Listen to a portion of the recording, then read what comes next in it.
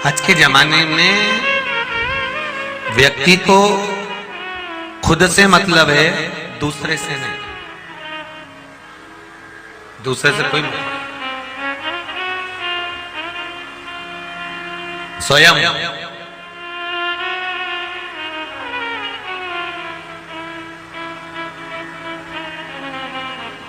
उसको मेरा ओघरदानी कह रहा है, भूखे को रोटी खिलाओ, मना नहीं है, मना नहीं है। भूखे को रोटी खिलाओ मना नहीं है, भूखे को भोजन कराओ मना नहीं है।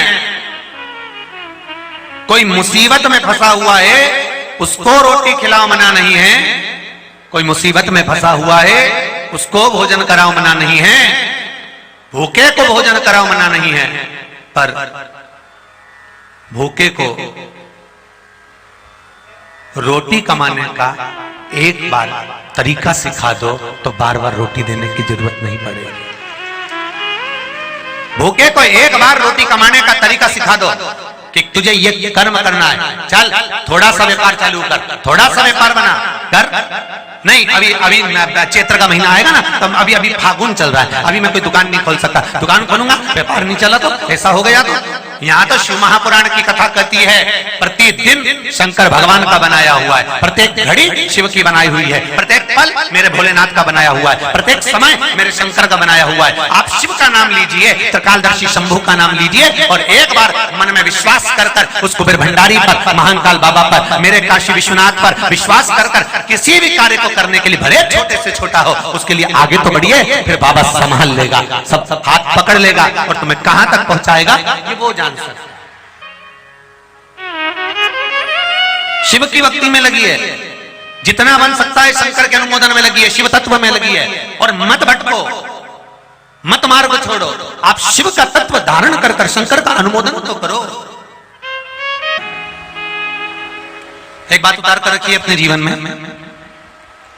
जब भी कोई विषम समस्या अगर आकर खड़ी हो जाए और वो कार्य हो ही ना, हो ही नहीं रहा, तो महाराज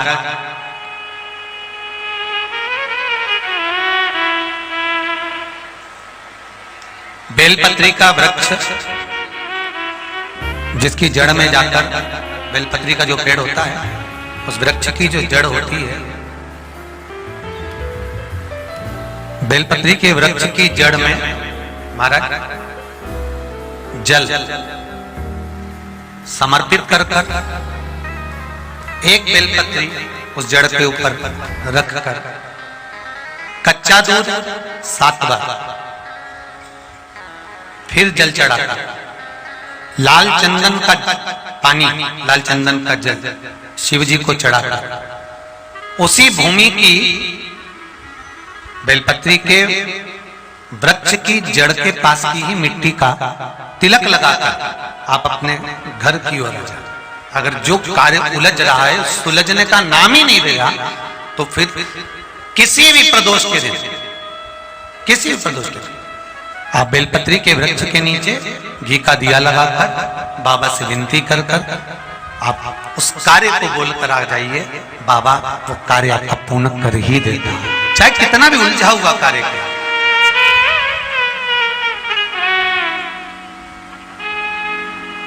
तेरा ही दिया मैंने खाया पिया है, तेरा शुक्रिया है, तेरा शुक्रिया है। मुझे भोले बाबा ने बहुत दे दिया है, तेरा शुक्रिया है, तेरा शुक्रिया है। बाबा देव महादेव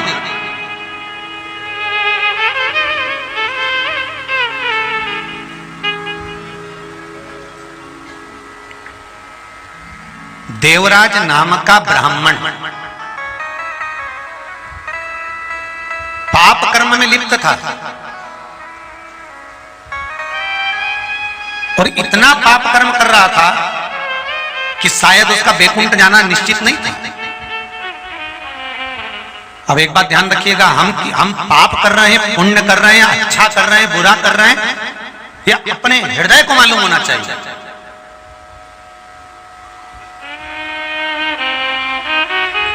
अपनी चित्तवृत्ति को मालूम होना चाहिए कि हमने अच्छा करा कि बुरा करा।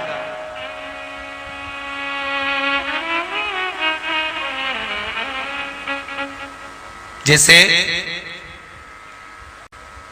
एक जज साहब के सामने एक केस पहुंचा। जज ने कटघरे में खड़े हुए मुजरिम से पूछा, क्या करा गया, क्या करा है तुमने? तो पास में वकील खड़ा था, तो वकील साहब बोले, सर ये कंकर को पानी में फेंक रहा था।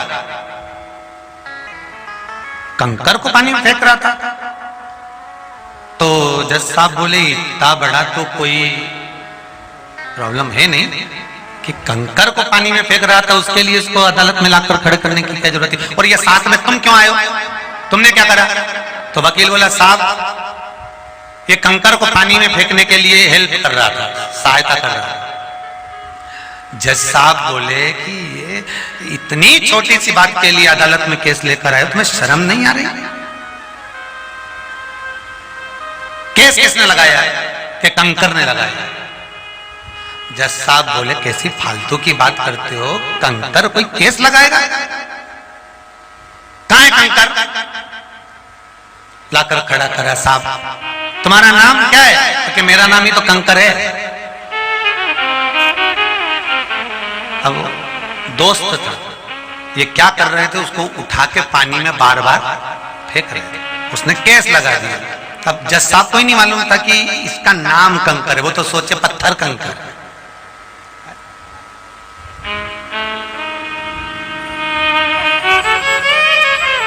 हम भी इसी भ्रांति में जीते, यही हम भी सोचते हैं कि केवल कंकर कंकर है, हमें यह भान नहीं हो पाता कि कंकर ही शंकर है।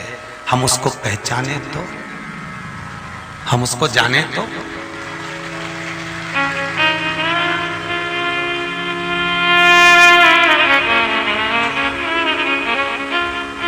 आप दोनों ही हो जो 300 किलोमीटर आइए पधारो।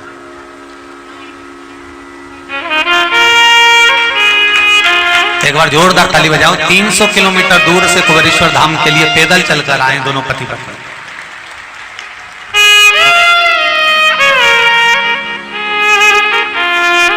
आइए आइए। हर हर